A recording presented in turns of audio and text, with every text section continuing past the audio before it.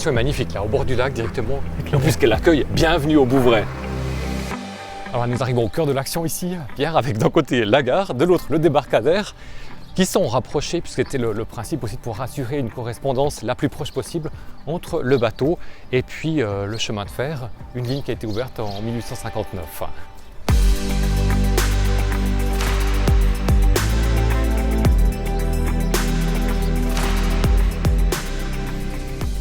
Et là, on est tout près du canal Stockalper. Il y a le Rhône qui arrive là-bas au fond. Ici, c'est le canal. Exactement, les deux embouchures, donc le Rhône juste devant nous, puisque ce canal Stockalper qui a joué un rôle quand même important à la base commerciale, mais après surtout dans le drainage aussi de la plaine du Rhône, et puis qui est attaché au nom d'un grand personnage, Caspar Stockalper, qui est un des grands noms de l'histoire valaisanne, un homme d'État qui a été entre autres gouverneur de Saint-Maurice aussi, et puis un grand marchand qui a fait sa fortune avec des monopoles commerciaux, et notamment le monopole sur le commerce du sel.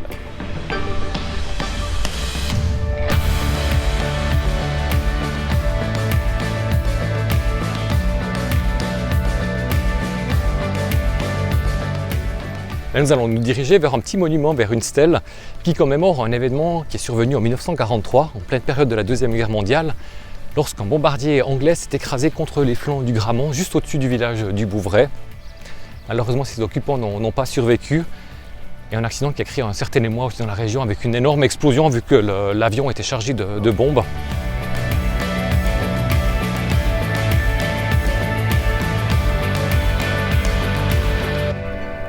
Le drapeau flotte ici, le drapeau anglais qui flotte au-dessus de cette stèle qui est surmontée d'un avion.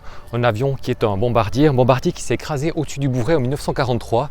Comme le rappel du texte, du reste qui est inscrit sur cette stèle, à la mémoire de l'équipage du Lancaster ED 412 de l'escadrille 207 Royal Air Force qui s'est écrasé contre le Grammont le 13 juillet 1943. Ils sont enterrés au cimetière militaire britannique à Vevey, puisque les 7 membres d'équipage n'ont malheureusement pas survécu.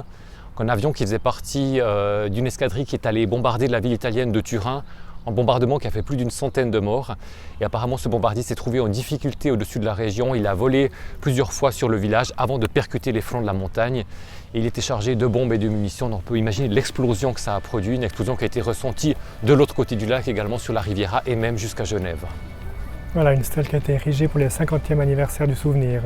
Exactement, on voit la date de 1993. Et puis cette présence aussi du drapeau anglais qui rappelle la nationalité de ces aviateurs. Et des drapeaux qui flottent aussi un petit peu plus loin. Là, ce sont les drapeaux du pays des